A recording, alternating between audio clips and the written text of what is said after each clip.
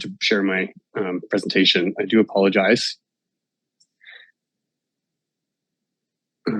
But I think I'm going to have to leave and rejoin. Okay. How long do you think? I will be as quick as possible. I'm so sorry. It's just I never had Zoom installed on my computer and won't let me share until I restart it. I will be right back. Okay, we can probably move down to F1. Or maybe a couple, 3 or 4 minutes, you think? That'll be a minute.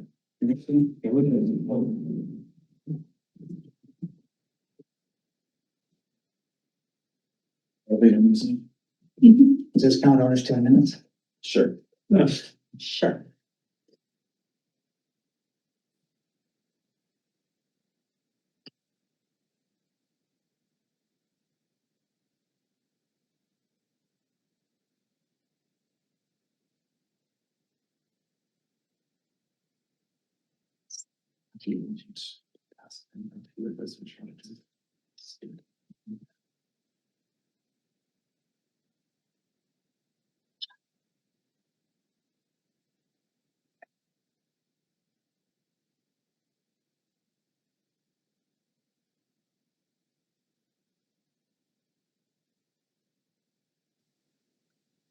Evening, folks. If you're still waiting for me, thank you for doing that. You're on.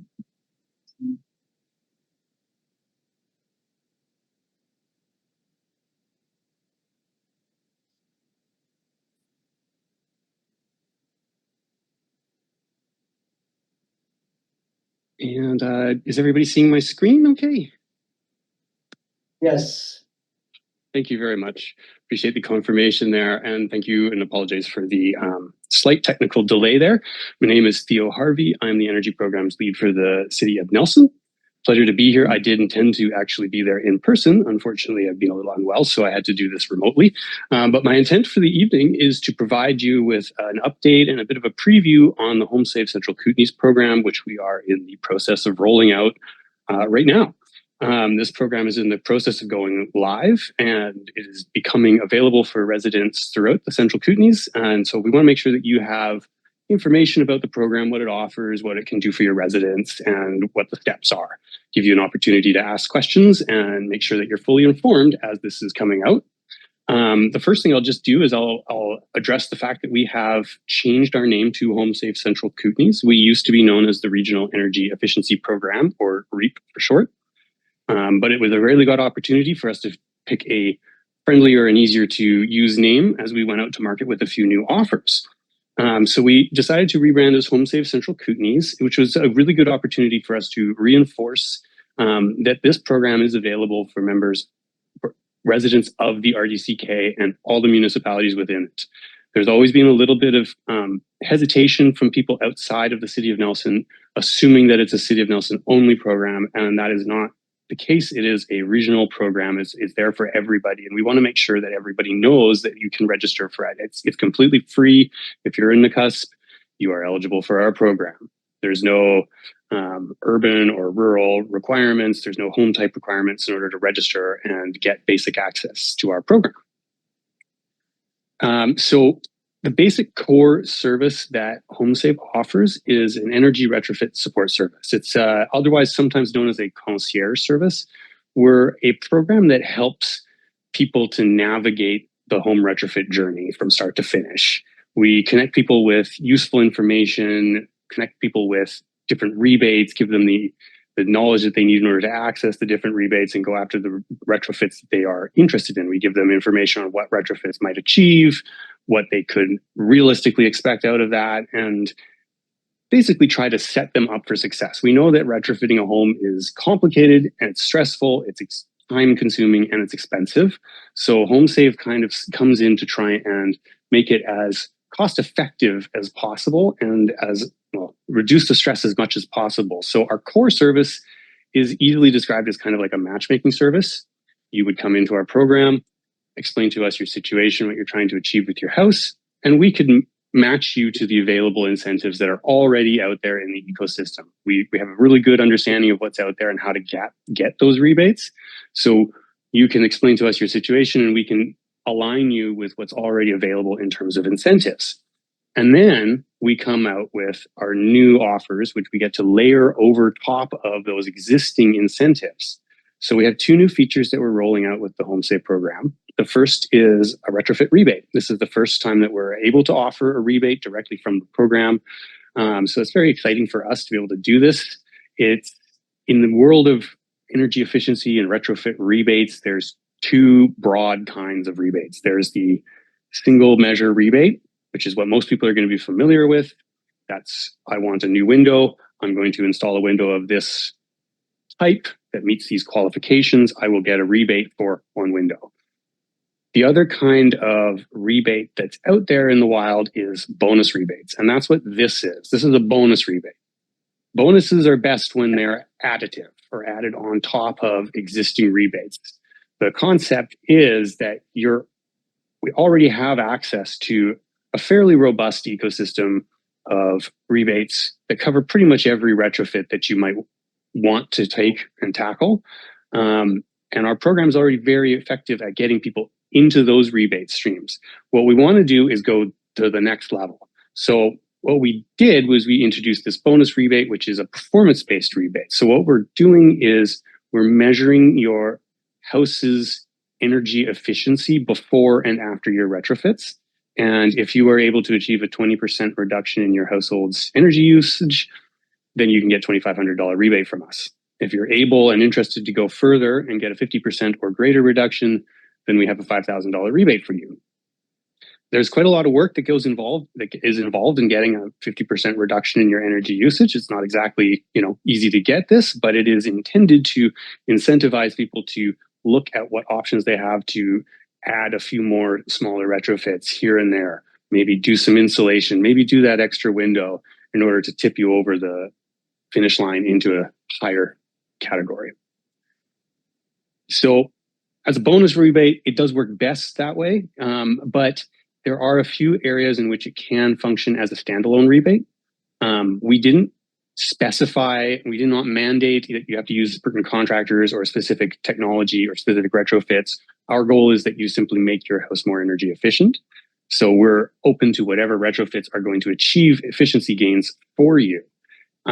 So in that sense, if you are able to net a single retrofit that's going to do a 20 or more % reduction in your energy usage, it can be a one and done. The most common example of that would be solar panels, where if you were to go and get solar panels installed on your house, typically you can expect to get a 20 to 30 or more reduction in your energy intensity. So it's a fairly good bet that one retrofit is going to gain you a rebate in that area. The other new feature that we have with our program is a new financing offer. So we have an advance loan offer in partnership with the Nelson and District Credit Union. They're offering up to $40,000. And again, that's an advance loan at their NDCU prime plus 0.5%. That is, as far as I know, the best commercial loan offer on market for retrofits in this country. There's two really good features about this loan. One is that it is an advanced loan. Most loans come after the fact. You have to pay for your retrofits and submit your receipts in order to get a loan. This is one where you simply tell us what you're going to do and we can loan you the money up front. So having an advanced loan is great. It removes the barrier. The other really cool feature of this is that we're, again, very permissive with what kind of retrofits people are doing on their house. We just want to see efficiency gains. And so with that, it means that we can also loan money for related retrofits or such as resilience retrofits. A good example of that would be like if you're going to do a health and safety retrofit. So let's say you're going to do a heat pump and you need to do some asbestos mitigation in order to get your heat pump in. This isn't an uncommon problem that people have to face, unfortunately. We can loan money for the asbestos mitigation. Most retrofit programs will never be able to do that. We can. So it's just another extra feature of the loan that is quite nice and quite handy. Of course, financing is not required to access our support. It's not required to gain access to our rebate. And we certainly recommend that you gain access to, qualified financial advice before taking out any loans, but this is another tool for you to access in order to make retrofits more achievable. So the broad broad program is fairly simple. It's a start to finish program. People register online, but they fill out a questionnaire. There's an intake form questionnaire where they're going to tell us about their homes and their goals and basically start to paint a picture for us about what it is they're trying to achieve. We'll have a chat with them, take that list that they're trying to achieve, and we'll start to figure out their goals and help them to build their own plan and align them with all of the incentives that are already out there so they know going into their journey, they've already got 1, 2, 3 different rebates worth X, Y, and Z dollars already lined up for themselves. After that is done, then they stack the home save bonus rebate on top of that, right? They've already got all of the existing incentives. They go through the program, they go through their retrofits, they finish everything, they get a measurement, they stack the home save bonus on top at the very end. The program, Home Save, is being funded by a grant from the Federation of Canadian Municipalities. They're granting us up to $2.52 million. That's going to fund program operations, rebates, and outreach over a 4-year period. They've also have an additional just shy of $1 million that's been put in a secure area that is essentially an insurance policy that's being used to protect lenders against a default from one of our program participants. This is the carrot that we offer to our lenders to, offset their risk from taking on our program participants in order to get them to give us a better rate for our participants. Programs that are grant funded always come with targets. So the grant funding targets for this program are 150 home retrofits and 60 solar installations over a 4-year period. I feel quite confident in saying that over 4 years, I would expect to beat those numbers very much. In addition to the grant funding from FCM, we have supporting agreements with a number of other organizations. Nelson and District Credit Union, obviously, they are our financing partnership, providing loans at below market rates. We have an agreement with Fortis BC, and Fortis is being very kind to provide us with some complementary funding to subsidize the cost of EnerGuide evaluations. We also have agreements with Natural Resources Canada and Clear Result Canada. Natural Resources obviously owns the EnerGuide framework. It's their program. And then Clear Result Canada is the EnerGuide service organization. They are the members that go out and actually perform the evaluations on participants' houses. So all of these agreements and contracts are all necessary to make sure that we have a functioning, well-supported, well-built-out program. We're right in the middle of our launch process right now. The website went live just a little while ago. We are allowing registrations already into our website. People are getting taken into the system now. We have not issued any formal press release on the program as of now. We're still in that soft launch period. But what we're doing is we're getting out and letting people like yourselves know what the program is about and what's coming their way, so that they have an opportunity to ask questions. I did really want to come out there with some, program postcards, something that I could give you that you could distribute to your residents. Unfortunately, production schedules didn't quite match up with the timelines to get out there and actually visit you. So if there's an opportunity for us to follow up and mail you some program materials after the fact, we would absolutely love to be able to do that. And with that, I will take a pause and ask if there's any questions. Thanks, Leo. Good presentation. Questions from council? Councillor Canoy? Maybe I missed it, but I'm just wondering, do you send people out to assess the energy efficiency of homes and then make recommendations? Yes, that's correct. So we use EnerGuide evaluations, and Clear Result Canada is our service organization that we've contracted to do those evaluations. So when a participant registers with the program, they have the option. EnerGuide is an optional thing, but they have the option to do it. The evaluator will come to their house. They'll make a bunch of measurements. They'll do the blower door test. They'll gather all of the data that they need in order to build a model of the home's energy efficiency. And then we use that model to make recommendations. Supplementary, please. Is there what's the fee for doing that? An EnerGuide evaluation, there's two. So there's a pre-retrofit and a post-retrofit. The pre-retrofit evaluation is $625, and the post-retrofit evaluation is $300. Thank you. Also, any others, questions? No. I do have one. You mentioned solar. Would that be up to 5,000 too? And I know BC Hydro has one too. Can you double up on it? Yes, our rebate is stackable. So we do allow doubling up. So if you were able to gain access to the $5,000 BC Hydro solar rebate, you could stack our own rebate on top of it. I can't guarantee that you would get the $5,000 rebate from us. It might be the $2,500. It depends on how big the system is. But yes, you could double up. Thank you. Okay, any other questions? Thank you, great presentation. Really enjoyed it. Thank you very much, and I appreciate your time.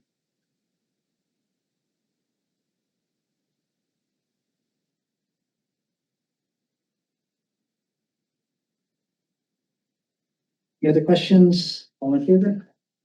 Carried. Okay. Item E, business arising from the minutes. Unfinished business, F1. Forestry is a Solution Coalition, request for support. So I did look at that and still puzzled, but I did come up with a recommendation. See how it goes. Oops, I just got kicked out. Get rid of that. Recommendation. Staff is directed to council formally endorse the Forestry as a Solution Coalition campaign, and that council encourages residents to learn more about the campaign and participate in its public engagement initiatives, and that council recognize the importance of forestry sector of the local and regional economy. You get a motion for that one? Councillor Edwards, seconded. Councillor Canoisin, want me to read it again? Do you need this? Any questions? Councillor Canoisin? I, through the mayor to staff, I, saw that there, let me just see, is there a potential for, because some of these are not nonprofits, I mean, they are nonprofits, but there is potential for earning money. I don't understand if we're making a mistake by supporting something where there could be money exchanged. I don't think through the mayor there's any money to be exchanged. Basically what it is just a letter of supports. Better letter of support or the they're lobbying for is what they are. Mm-hmm. So there's really no money involved. They're just lobbying on behalf of forestry industry and some other associate not-for-profits or whatever. So I'm sure all of those groups are getting money from the forestry industry to do this, but we would not be providing them with any money or anything of the sort.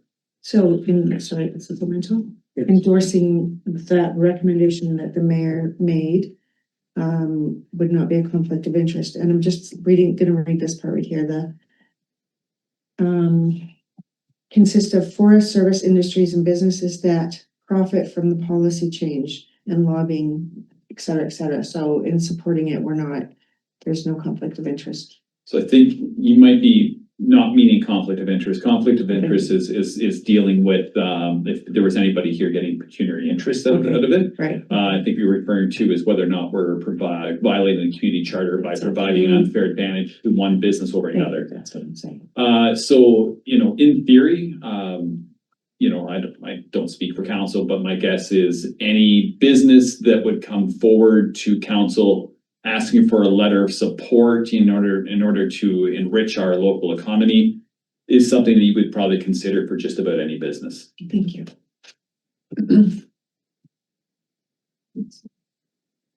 Any other questions? All in favor? Carried.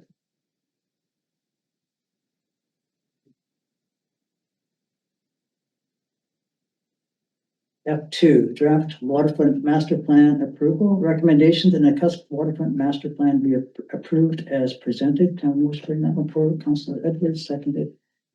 Councillor McLaren Cole. She is I think everybody had a chance to look at that. Any questions?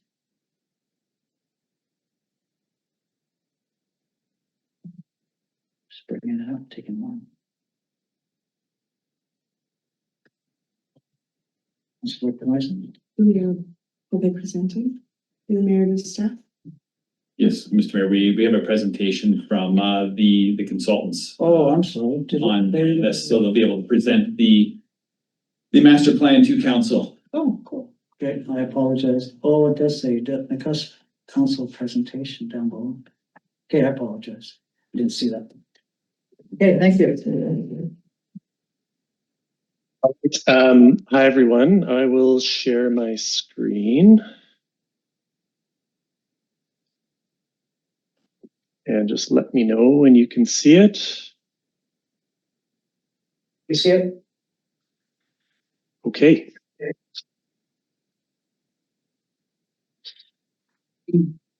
Well, hello, Mayor Zalesnik, sorry, and councillors. My name is Fraser Blythe. I am with Selkirk Planning and Design, and I also have Yogi Navagra here with me, who's from Navagra Landscape Architecture and Urban Design. We're the two primary consultants who worked on the waterfront master plan. And, you know, a lot of work went into this project. It was quite a big project, and we had a really good time working on it. And we're happy to be here to present the outcome of the plan. So why does this plan matter? With the plan, it means the village is set up to apply for grants. So it gives it grant readiness. You know, it's ready to act quickly if something comes up that fits this project. We worked really hard with the community and with staff to incorporate a lot of the community input into the vision and into the overall plan. And, you know, we put this together recognizing that it is a big project and there's lots of pieces to it, with the understanding that it'll be implemented over time. You know, it's not like you're going to wake up next year and everything's going to be done. So what the plan does is provides a roadmap to implementation in the future. In terms of the vision, again, we crafted this with a lot of input from the community. The vision is 10 years from now, Nakusp's waterfront remains a serene, accessible, and beautifully maintained space where gardens thrive, history is honored, and people of all ages and abilities gather to walk, celebrate, connect, celebrate, and reflect. So we had several engagement events. I'll touch on those in a little bit, but again, just to say we had a community survey. There were 153 survey responses. We also held 2 open houses. And, you know, we were tracking our engagement and estimated about 10% of the total population of Nakusp came out and gave some feedback in some form or other. So just in terms of the steps we took to understand what the issues and opportunities of the waterfront were, we did a site visit and a walkthrough with staff last April and spent a couple hours, you know, walking through the waterfront, documenting it, gathering that feedback. We then brought back our initial observations and presented that to the community at an open house, trying to gather information, trying to find what their preference for certain things were, you know, types of benches they wanted to see or didn't want to see, and types of big or small interventions.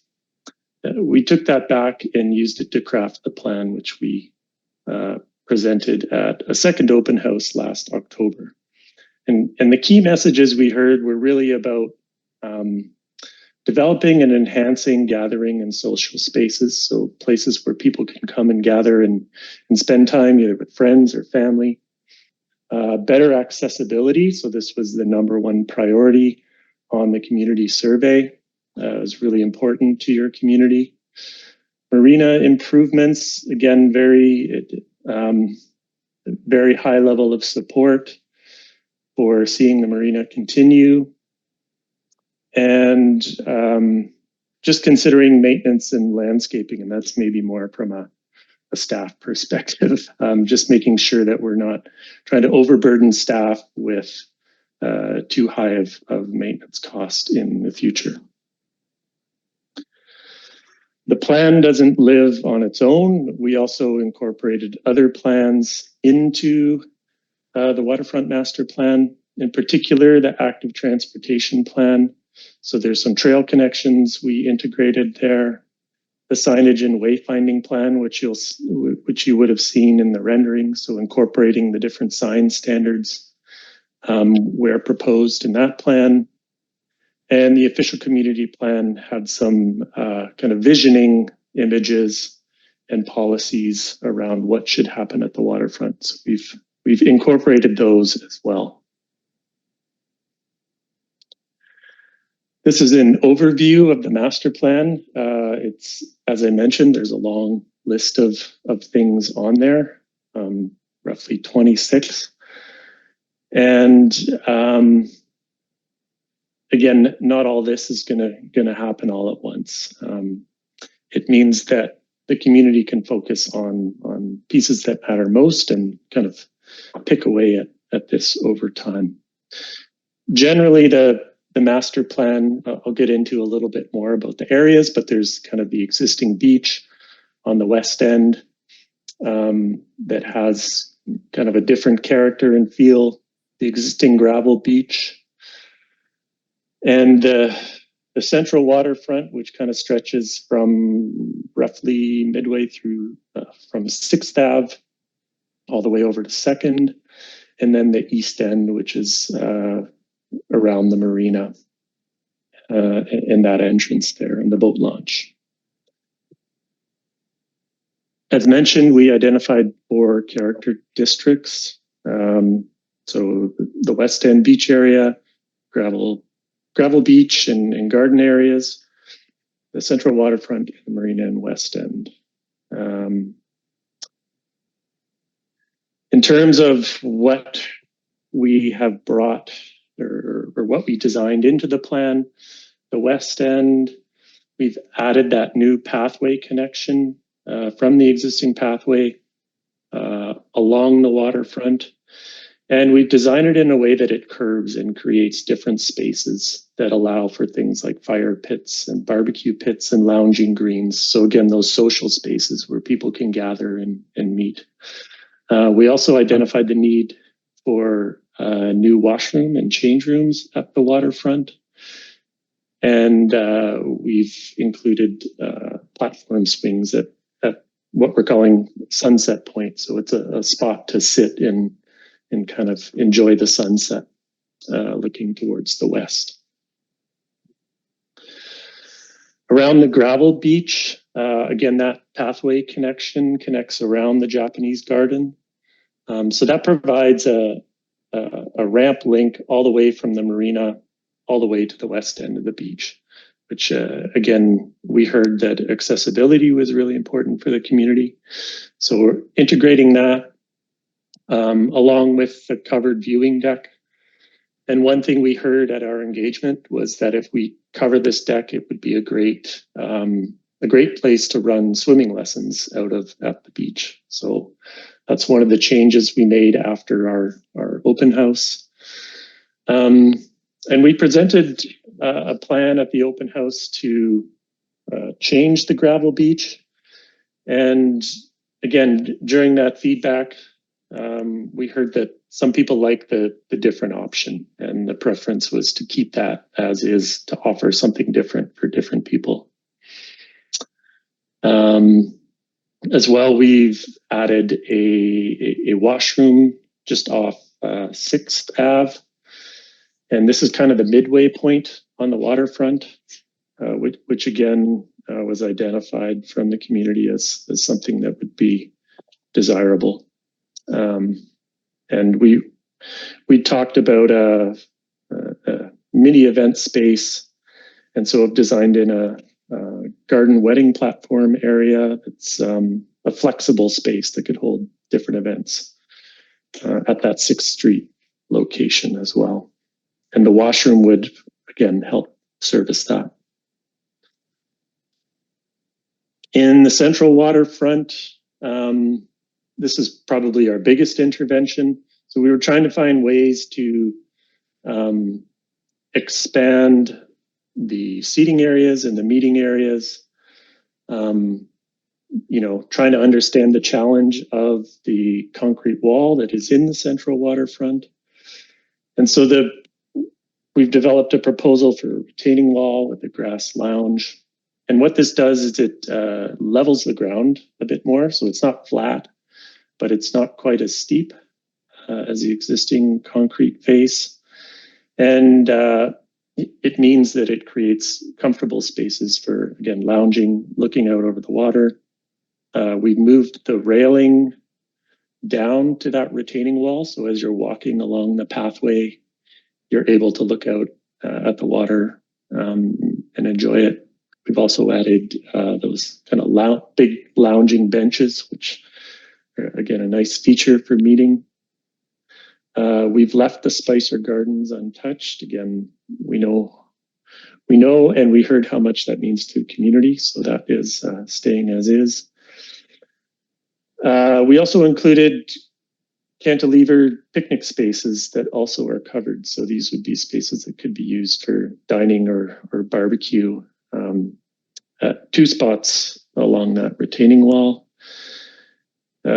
We also wanted to improve the access to the water. So we understand that at the West Beach, the sandy beach, when the water is really low, it can be difficult to access the water for swimming. And we know people sneak down the stairs here to get into the water. So we were looking at ways of widening the stairs and trying to make them safer. So at those times when the western beach or the sandy beach isn't as accessible, there's an option to still get in and swim. We also heard that there's, a big part of Nakusp's history buried under the water. And there were ideas about having opportunities for art that kind of reveals itself as the water level goes up and down. So we haven't proposed anything specific. We'd leave that up to the arts community to determine what that should be. But again, just recognizing that was an idea that we heard throughout the project. And the final piece we included were rain gardens and stormwater catchment at the ends of the streets. So the access streets, where you get into the waterfront, water, runs down the road and flows over and creates some issues downslope. So trying to integrate stormwater gardens at the top and at the bottom of the slope. And finally, the last area, the marina area. Some of the major interventions here were just redesigning and defining the parking area a little better.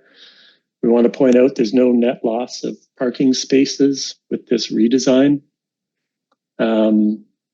We also recognize the need for just an upgraded washroom, especially, integrating that accessibility piece. Right now, it's really challenging if you have mobility issues to get into that washroom.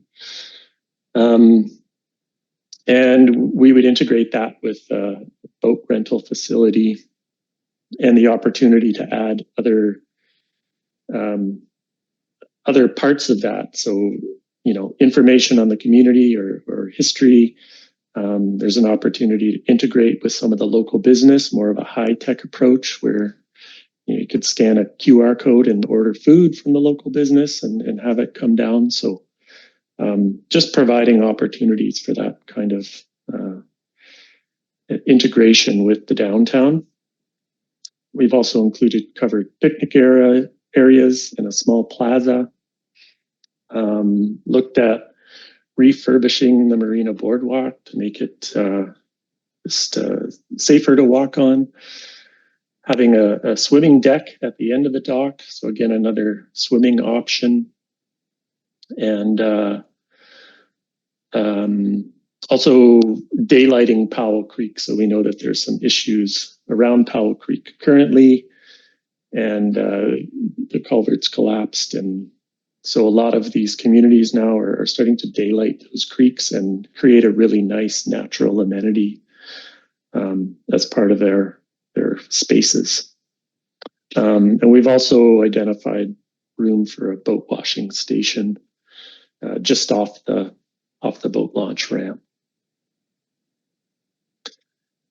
Again, accessibility was a key priority. So just to reiterate, this plan connects the trail from the East End Marina all the way to the West End, making it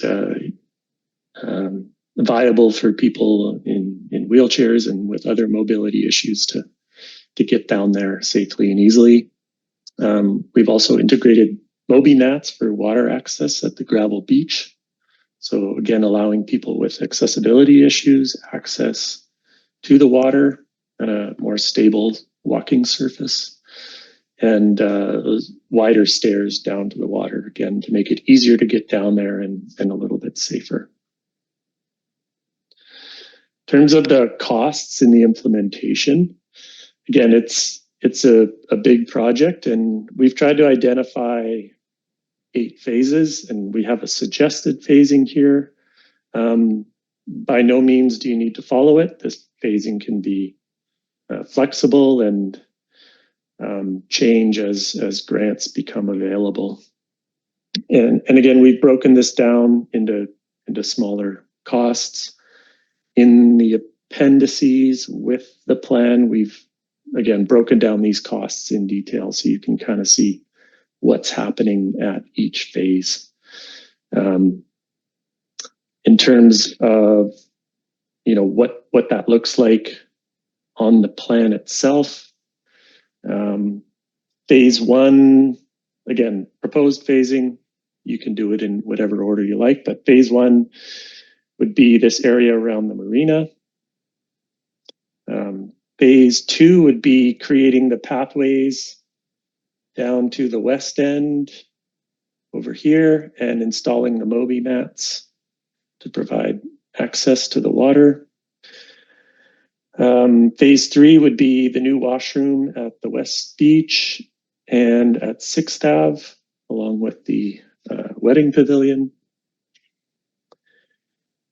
Phase 4 would be then integrating these amenities at the West Beach, so the fire pits and barbecue lounges around the existing sandy beach. Phase 5, looking specifically just at the stair improvements around the 3 stairs.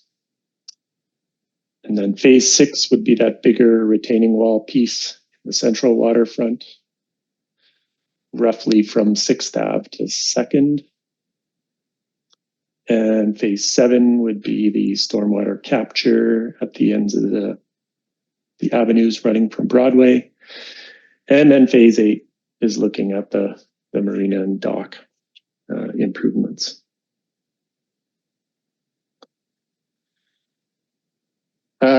We've also identified and included as part of the appendices in this document a list of potential grant funding sources. So we've got a bit of an exhaustive list there in terms of options for funding different portions of the project.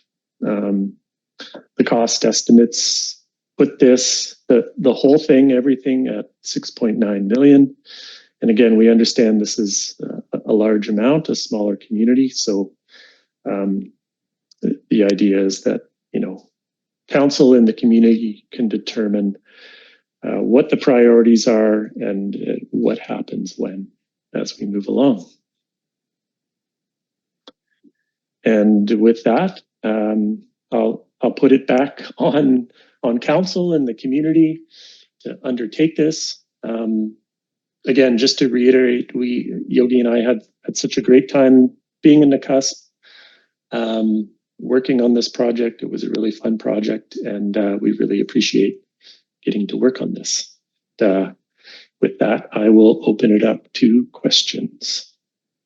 Okay, thank you. That was quite the master plan on vision. Questions from council?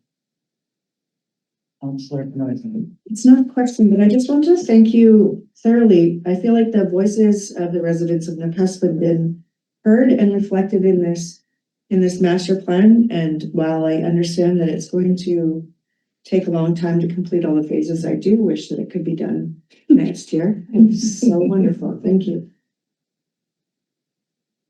Councilman Granville. Thank you. Thanks, Mr. Mayor. Through the mayor, I'll just repeat what Councillor Knoyson said. This is one of the best plans I've seen in my time doing this. So thank you for that.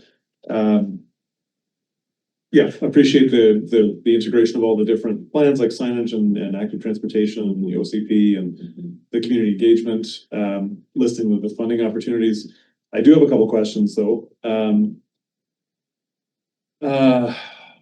Oh, and I should also say, I really very much appreciate the accessibility that's woven throughout the plan. We have an aging population when there are mobility issues, so the fact that universal access and accessibility is front and center and key priorities and goals, I think that's really important. But my question is, I imagine creating a plan like this was challenging given, or extraordinary given the fact that the reservoir fluctuates as much as it does.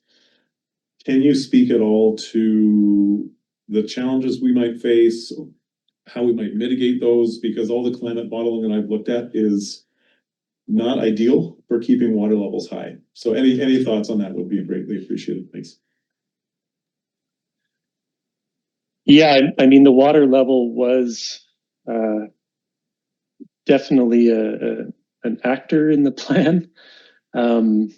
You know, we had quite a few ideas that were just quashed by the different water levels.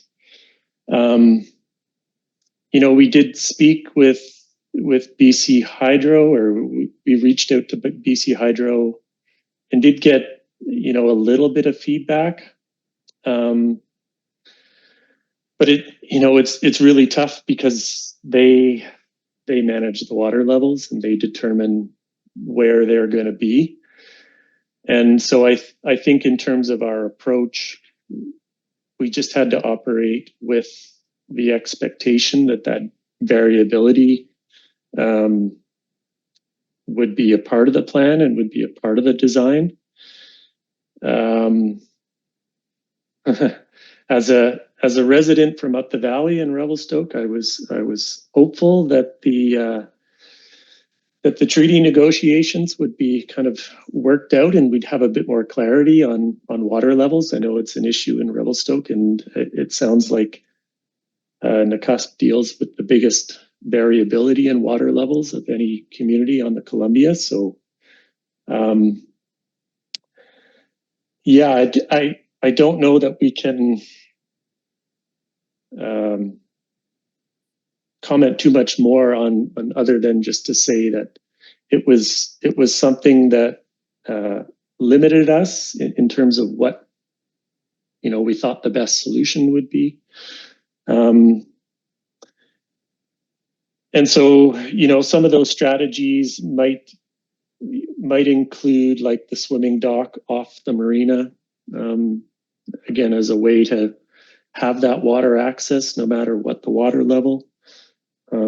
Trying to improve the stair access, again, when water levels are low. But yeah, beyond that, it's really hard to plan for. Thanks. Any other questions? Actually, a great presentation, and I echo what Councilman McLaren Cole said. We do see the big fluctuation, 60 feet annually every year, and accessibility is a big one, and we hear that constantly to get people to the beach, and just the Moby mats. So what is it? I think it's about 1.2% slope you require for mobility, isn't it? To get with a wheelchair? Do you know? I believe it's up to 8, like maximum 8. But Yogi might know a little bit better. I think you need a flat run out after if it's 8. Yeah, I mean, like typical RAM considerations are up to 8%, you know, but I mean, here, like, once we get into the detailed design, we can dive into those aspects for sure. And yeah, so like at this level, it is intended as a conceptual indication, and then we need to reach out to those suppliers at the detailed design stage and then figure out the technicalities of it more further. Okay, thank you. Great presentation. Any other questions, Councilor? I have a question, but it's for staff, so they can leave and then I can ask staff after. Okay. Anyway, I really appreciate the a lot of work you put in. It's a great vision, and it's good to see. I want to just thank you all for what you did, Thank and you. all the staff and council. Great. Well, thanks again. We had a great time. So yeah, good luck.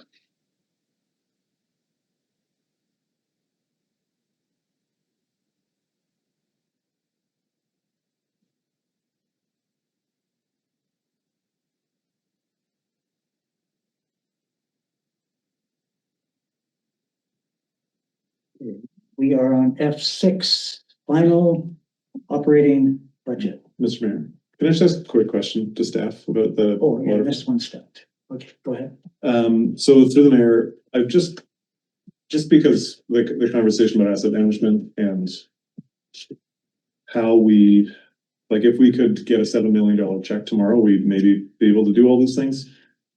My question though is, in terms of planning or costing, and in terms of communicating that to the public, is it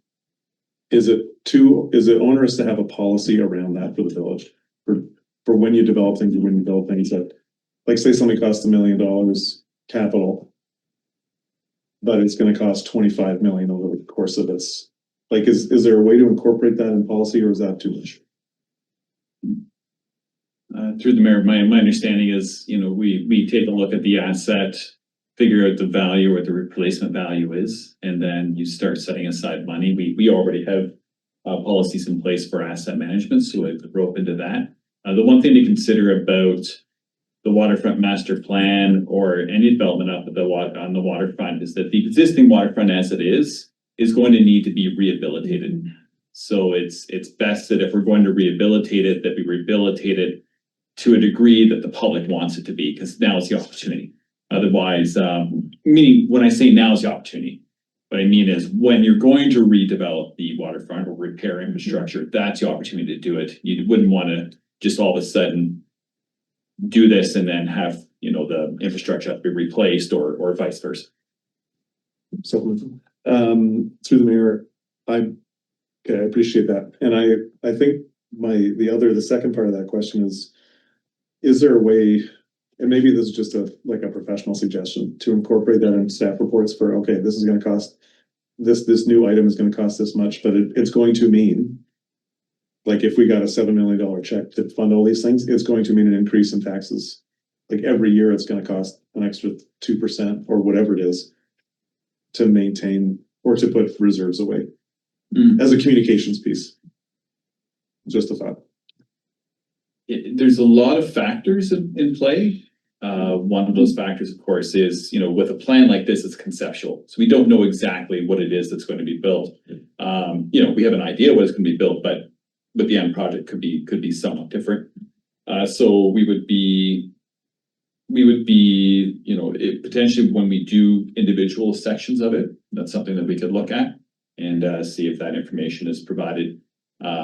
But depends on a lot of different things. What do you think, Mark? Yeah, I think you're talking about not just the waterfront master plan, but everything. Just general. Period. Yeah. It's doable as long as you understand that there's going to be a lot of estimates included, like for us to know what the ongoing maintenance is. We will put our best guess for it, but it's not going to be 100% accurate all the time. Same with replacement cost. We'll put our best guess for it, but if inflation outpaces what we're thinking, then, you know, we generally try to use 3% as a baseline, but it is something we could do. Yeah. Okay, thanks for indulging me. Yeah. And I do know that I believe the sewer line goes right under the walkway right over to the Japanese garden. And I can't remember, is that a high priority or it is a high priority? That'd be the red one. Yeah, it's. I can't speak too much about the condition on it, but I can say that it's the one piece that if it failed, it would cause a whole world of problems. So that would fit into the water master plan pieces of it as we went along. And that's part of the reason why the waterfront master plan needed to be done at this point, because we know that that replacement is on the horizon in the not so distant future.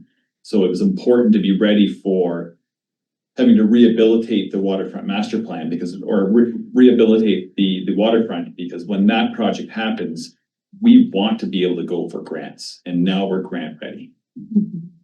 And same as Powell Creek, I like the idea of opening it up as, but that's quite a drop, so I think that might be a good answer instead of trying to dig all that up, having a open, is there a creek or a bridge crossing there? There's a possibility, yes. So that would save actually enormous amount of money trying to dig all that up. And generally speaking, grants are available for daylighting creeks, where you have to replace culverts as opposed to actually replacing the culvert. And if you made the culvert big enough, you could have a giant slide right there. Anyway, any other? We'll do it first. Any other questions on that? All in favor? Carried. F3, final operating budget.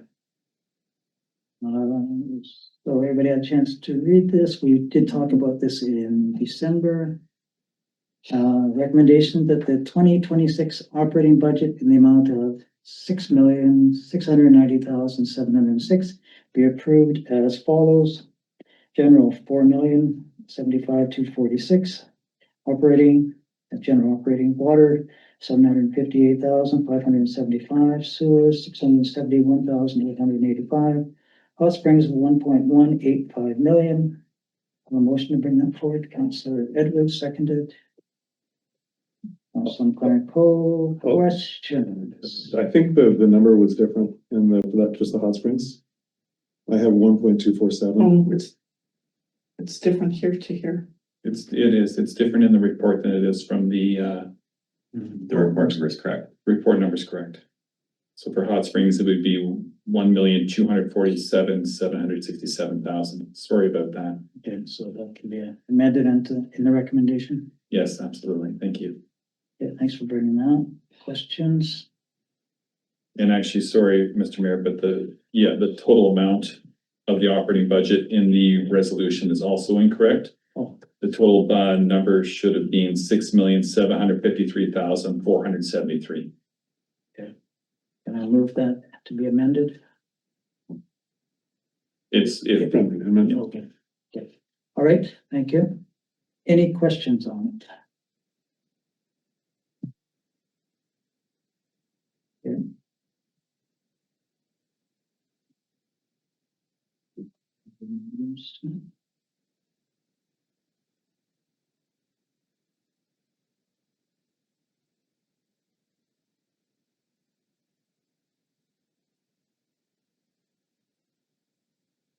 Oh, I do have one. The 36%, defined area K, previously it was 45, 46% previously. That's previously what our split was, but, and that's been going on for a long time, and I don't know how it got there, to be honest. So, yeah, the regional district staff didn't know either, so just, in fairness of what each assessment base should be paying, they make up 36%, so we agreed that that would be fair for them to pay 36% of the budget and the Nakusp residents to pay the other 64%. Okay. So maybe it was, the defined area K, maybe it was more than they thought, because I'm not sure.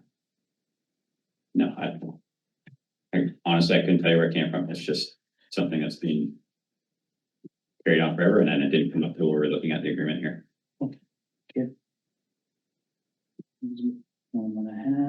Any other questions?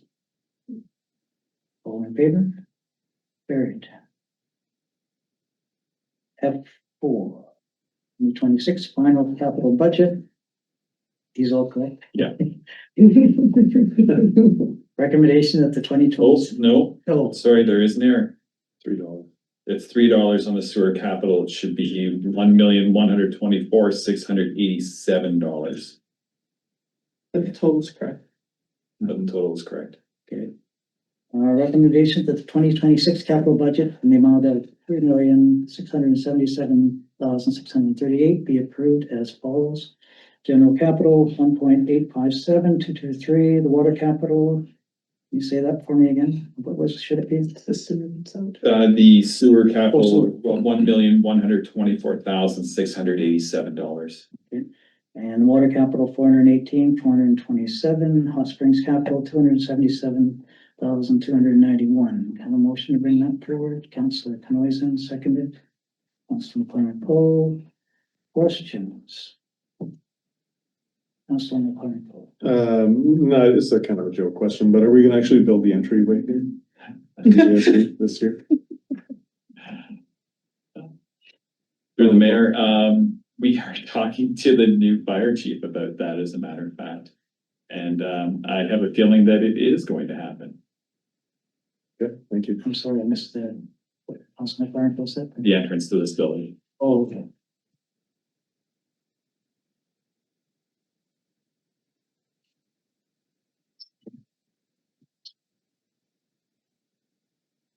Actually,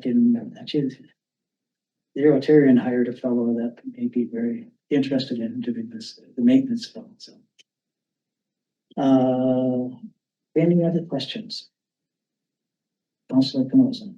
Through the mayor to staff, probably to director of operations. I'm just wondering where the kitchen upgrades stand and when we can expect to see those upgrades completed. It's a good question. We're looking for good deals on equipment. And so that's kind of where it is waiting and seeing what comes up. As opposed to actively going after just getting equipment so that we can maximize the value of it. At a certain point in the year, like May and June, we'll flip over into just getting the equipment. But right now it's, yeah, just waiting for opportunity. Any other questions?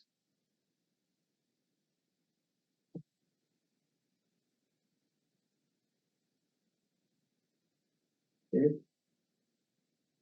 All in favor? Opposed and carried. Okay.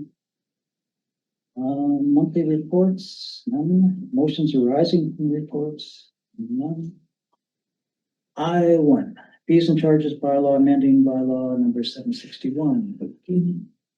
Recommendation that the fees and charges amending bylaw number 761, 2026 be given first, second, and third readings. Can I have a motion to bring that forward? Councillor Edwards, seconded. Councillor Canoisan. Questions? Councillor Canoisan. Not a question, but I do want to thank staff for including the year-to-year comparison charts for us as requested. Does make it easier to understand. Thank you. Any other questions? All in favor? Carried. Oh, this helps. You get really close. Okay.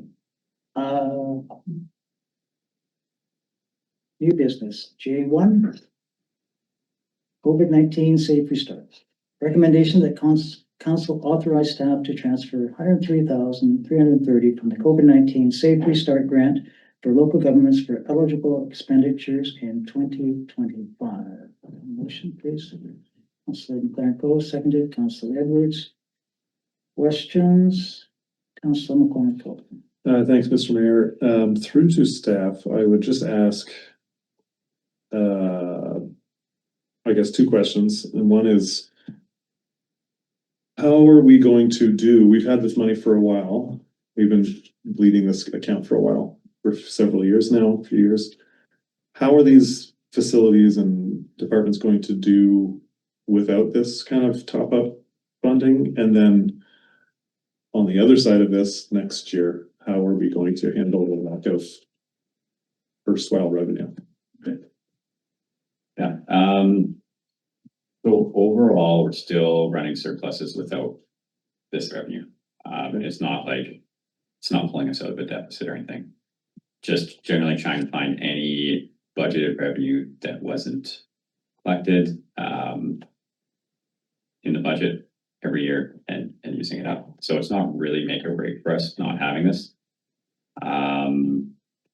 We probably do need to look at the marina more than anywhere else because it's one that actually needs revenue because there's no funding. But the hot springs and the rink, they're not relying on this revenue at all. So I guess, sorry, what was the second part of your question? Are we going to need to see increases in requisition to make up for the lack of early research funding in the years ahead, right? Or like increased fees or? Yeah, I would say again, yes, from the marina. The others are pretty minimal. Okay, thanks. Councilor McLaren, or Councilor Kanoizen?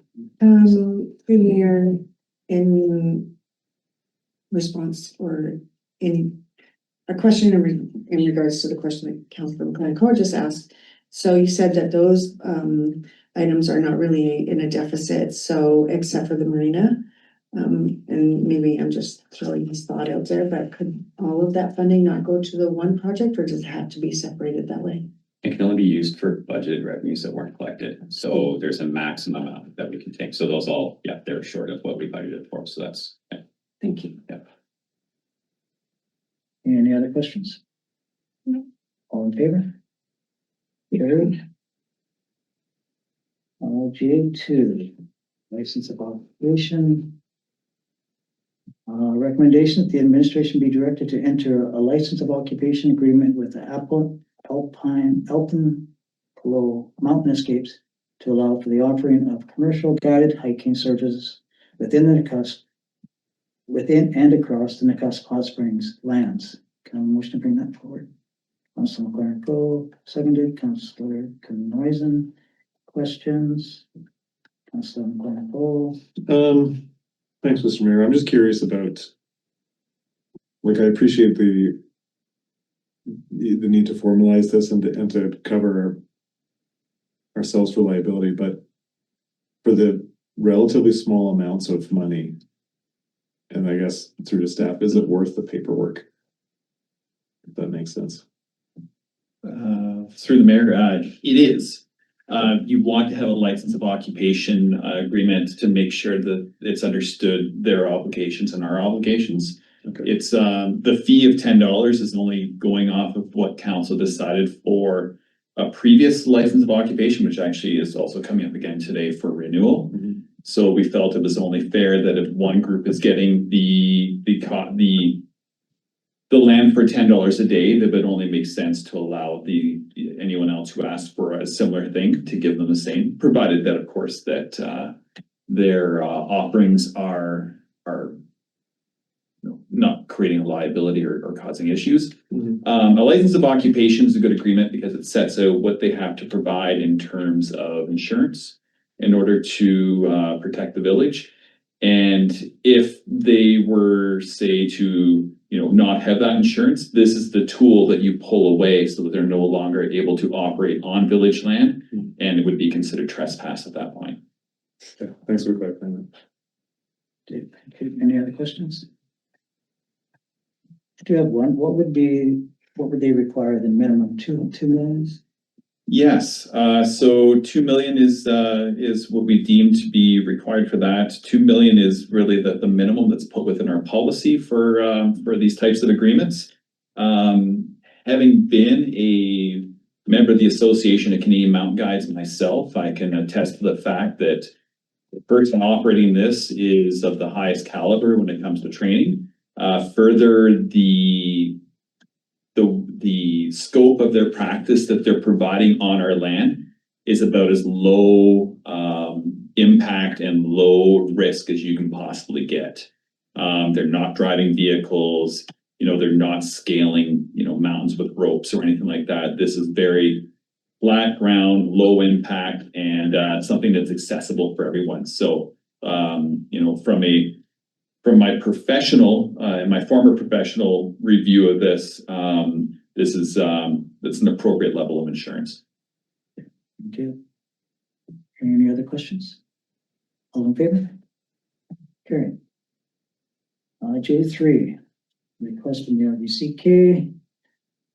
Recommendation that Council of the Village of Nakusp support the Regional District of Central Kootenay applying to the Union of BC Municipalities for funding through the 2026 Next Generation 911 program. Can I have a motion to bring that one forward? Councilor McLaren Cole, seconded Councilor Edwards. Questions? Councilor McLaren Cole. I mean, I move the end further as well, but I don't know if there need to be two motions to. You don't have to make both motions? Okay.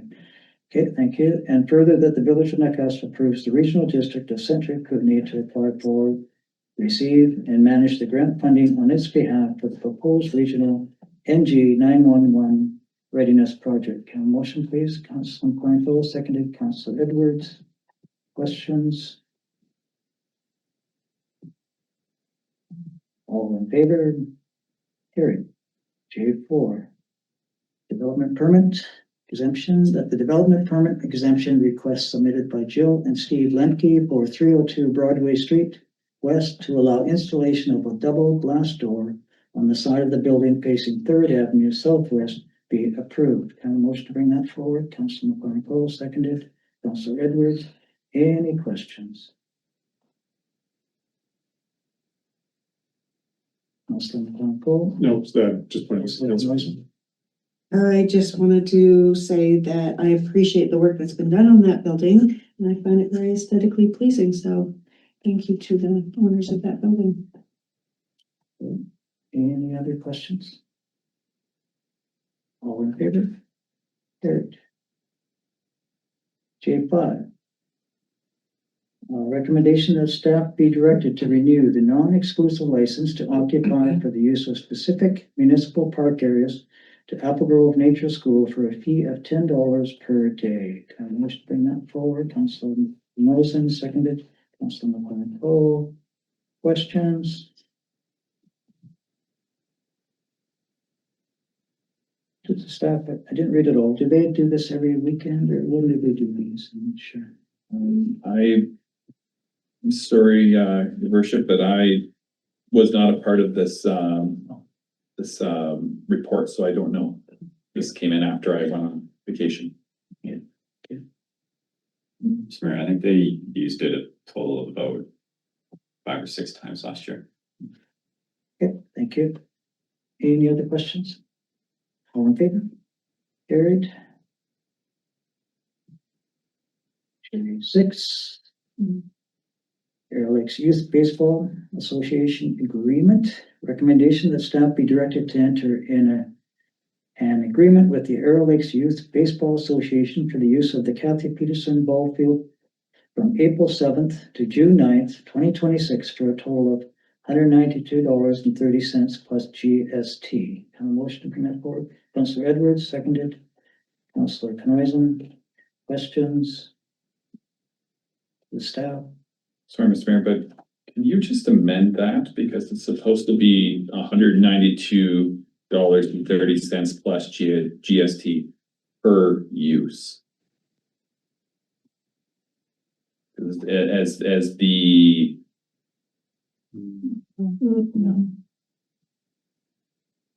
Seems like. It is $19. oh, sorry. Yeah, okay. Yeah, okay. Sorry. Have to get way more. I'm not kids reading for that. correctly. My bad.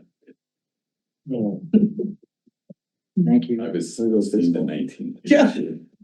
Much for that. No, I made a mistake. Okay, can I have a motion to bring that forward? Without that amendment. Councilor Canoisan, seconded. Councilor Edwards. Questions? Councilor Canoisan. Not a question, just I'm feeling gratitude tonight, so I just wanted to say thank you to staff for the recommendation to change the rate from per hour to per session so that the using the fields for social good is not cost prohibitive. And just to point out that it still meets the cost recovery purposes. So thank you to staff for that. Okay, thank you. And this will be baseball, not slow pitch, correct? Yes. Well, softball. Okay. Yeah. Any other questions? All in favor? Okay, carried. K1. Recommendations that items K1 to K4 be received for information. Do I motion to bring these 4 items forward? Councilor McLaren, seconded. Councilor Edwards. Questions? Any items you wish to bring forward? I'm sorry. Councilor Canoisan, No, thank you. Councilor McLaren, Sure, Mr. Mayor, I'll say a couple.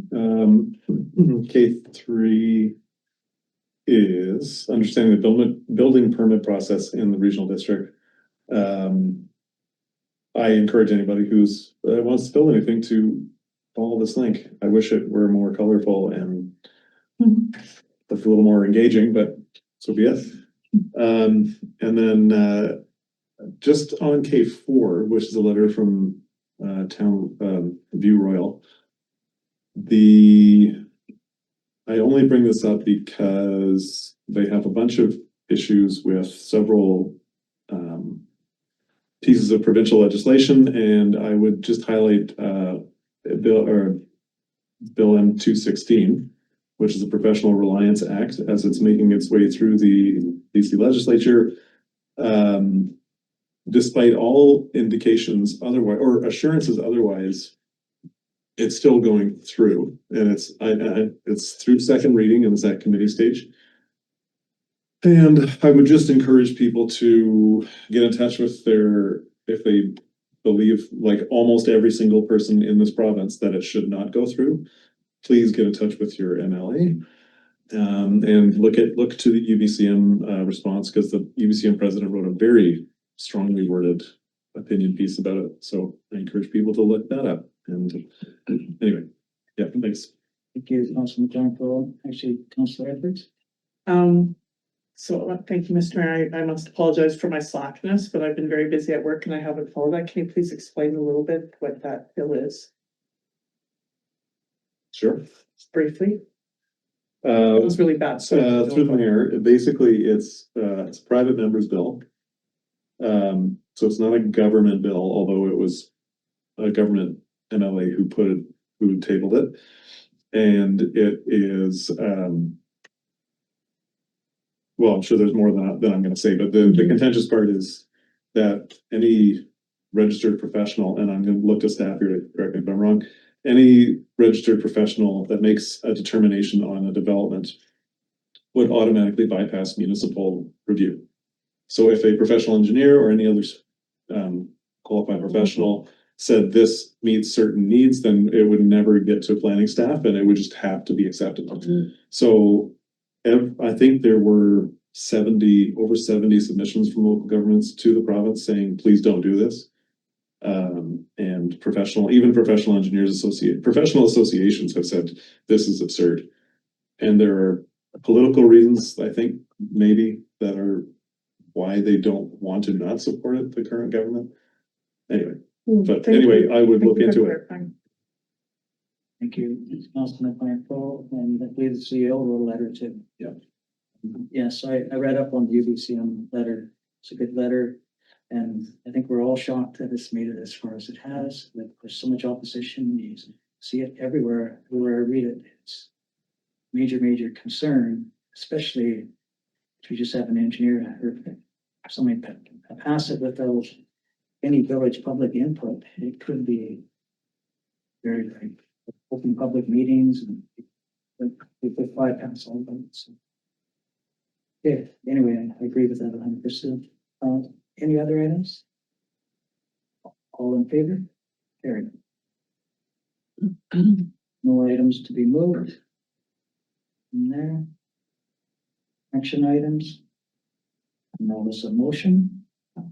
Questions from the press or public?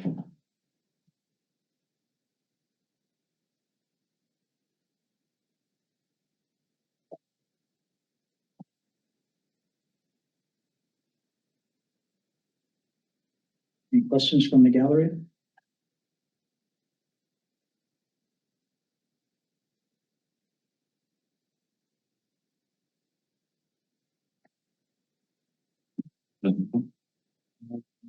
Spin camera, none. Items brought forward from in camera, none. And we will adjourn at the motion at 7:47. Councillor Edwards. Thank you.